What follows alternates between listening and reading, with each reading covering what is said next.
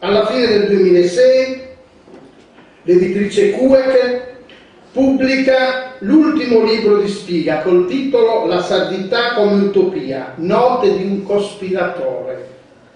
In esso l'autore, rifiutando le ideologie della modernità, quali l'illuminismo, il liberalismo e il socialismo, pone la propria biografia come base di un pensiero di terra, come base cioè di una elaborazione concettuale, sospinta e sostenuta direttamente dalla personale esperienza esistenziale.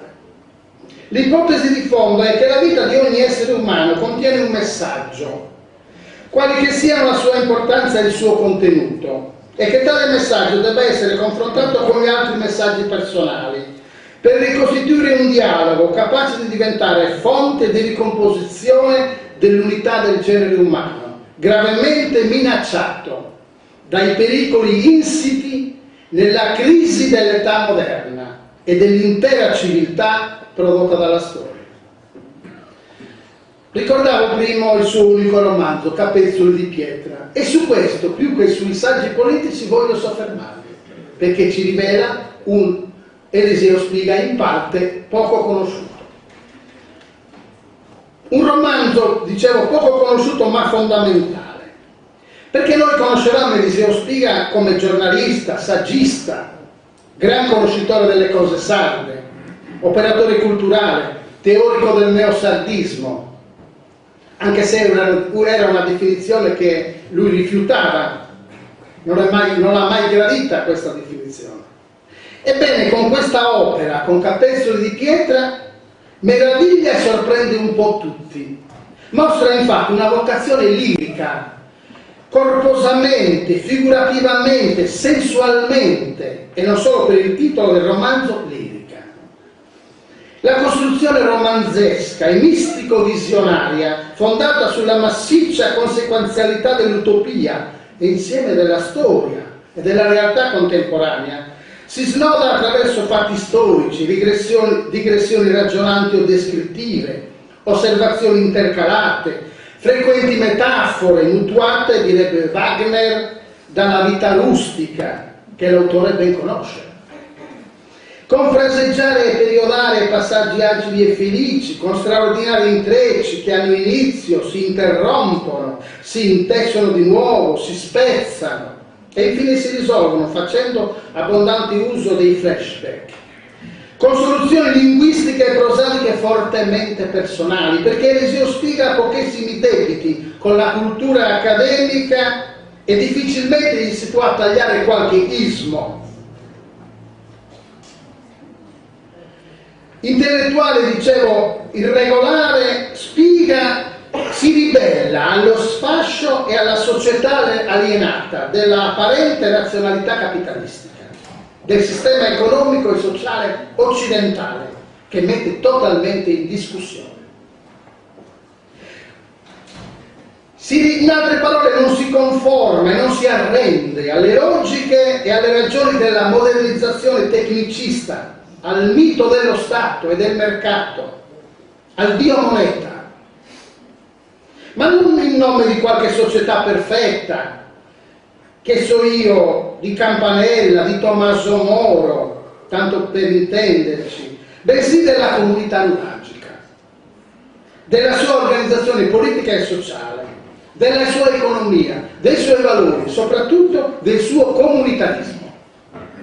Il tema che attraverserà l'intero romanzo è annunziato solennemente e affermato quasi apoliticamente, fin dalla prima pagina, che così recita: i miti della moneta e dello Stato, che erano affluiti in cielo per oltre 50 secoli da tutti i punti dell'orizzonte e che si erano addossati gli uni agli altri fino a formare un'unica coltre, quasi un altro cielo, si squarciavano fragorosamente e rovesciavano sulla terra grandine, vento, fuoco. La razionalità del sistema, la visione rettilinea lineare della storia, la fede nelle magnifiche sorti e progressive sono fatte a pezzi, prese a roncolate, ridotte in frantumi, fin dall'esordio del romanzo. La civiltà industriale, o più impropriamente l'inciviltà industriale, per usare un'espressione del grande scrittore italiano Paolo Volponi. Produce infatti immani catastrofi, mostruosi disastri, ciclopiche sciagure e guerre.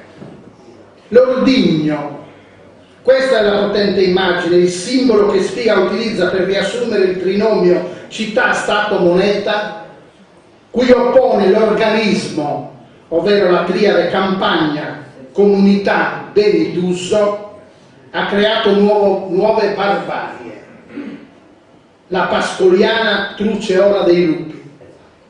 La Sardegna è diventata così un atollo nuclearizzato in mezzo al Mediterraneo. E l'oppio vitreo dell'ordigno da milioni di teleschermi impone ordini sul mangiare, sul vestire, sul pensiero e sul sapere. Perché vuole ridurre tutto all'unità? Un mondo, una legge, scrive Spiga, un'umanità indistinta, una coscienza frollata, un paesaggio spianato, una luce fredda.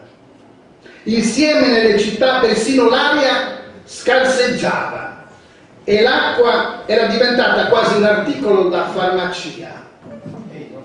Cagliari è distrutta da un uragano di fuoco e di acqua e Nurgulè, il protagonista del romanzo, è trasportato dal diluvio come arca inzuppata sullo sperone più alto del promontorio di Sant'Elia, nella sfera del delirio, al di là del tempo e dello spazio. Perché ecco un altro suggestivo tema del romanzo: l'uomo contemporaneo non è più in nessun luogo e il tempo non sa ormai cosa sia. La moderna inciviltà urbana e industriale crea infatti sradicamento, estraneità, tragica solitudine, costante declino di tutti i valori, perdita orribile e insanabile del senso della totalità, disperante lacerazione e cancrena dell'individuo. E insieme cancella la dimensione del tempo storico, sia lo spessore del passato, siamo ormai un popolo smemorato, sia la prospettiva del futuro, riducendo tutto a un presente astorico e senza freno. A fronte di tale catastrofe disfatta, Nurgulè rientra nel ventre materno e risale il tempo con il suo spirito disincarnato fino all'origine della biforcazione fatale in cui si era smarrita una parte dell'umanità. Ritorna così al mondo delle origini, al mondo della natura, a uno splendido passato di bellezza che ci lascia un'impressione di letizia, come se avessimo attraversato un paese amabile e felice, appunto. Il periodo nuragico, la società nuragica è infatti vista, descritta, rappresentata, cantata e celebrata nel romanzo come l'età dell'oro, arcana e felice, soprattutto a confronto con il buio del presente, solcata com'è da lampi di magia che creano nel lettore stati di incanto. È la civiltà della sovranità comunitaria che non costruisce città ma villaggi, perché la città, scrive Eliseo Spiga, è ostile alla terra, agli alberi, agli animali e inselvatichisce gli uomini, pretende tributi insopportabili per accrescere le sue magnificenze, crea i funzionari del tempio e del sovrano, i servi e gli schiavi. È la civiltà della gestione comunitaria delle risorse quella nuragica, della democrazia, dell'egalitarismo, dei rapporti amichevoli con gli altri popoli del Mediterraneo.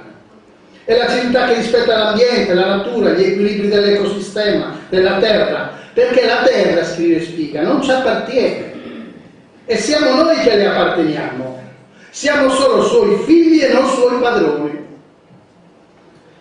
È la civiltà che identifica la comunità e la nazione sarda con i suoi nuraghi, fiaccole perenni di indipendenza, simbolo delle libertà eterna della confederazione delle comunità nuragiche, che si oppone alla pretesa eternità delle monarchie divine raffigurate dalle piramidi nilotiche.